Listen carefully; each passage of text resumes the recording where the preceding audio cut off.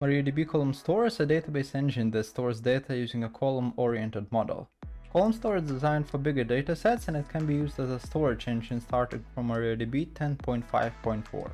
The engineering manager for MariaDB's ColumnStore is a person called Andrew who has previously worked for NGINX, HP, SkySQL, Rackspace, and Sun or Oracle.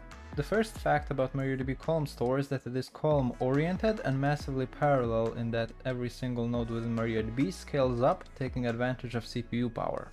Secondly, column data is split into partitions that are stored in units called extents.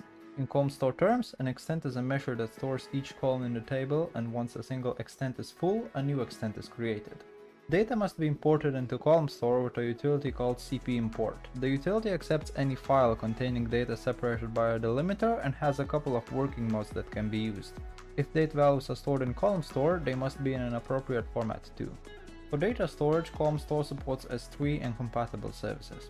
However, ColumnStore does not provide support for indexes, primary keys, unique keys, or foreign keys, meaning that referential integrity cannot be enforced. ColumnStore does not support generated columns, temporal tables, or character sets other than UTF-8 and B3.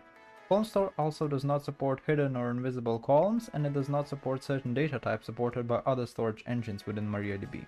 At the time this video is made, the maximum number of columns that MariaDB ColumnStore can support is around 2000, with the exact number depending on a couple of factors. If we will try to create a table running ColumnStore with more than 2000 columns, our database will likely return an error saying the table definition is too large. Subscribe to this channel to learn more about the capabilities of MariaDB ColumnStore, MariaDB Expand, Galera Cluster and other tools, and until next time.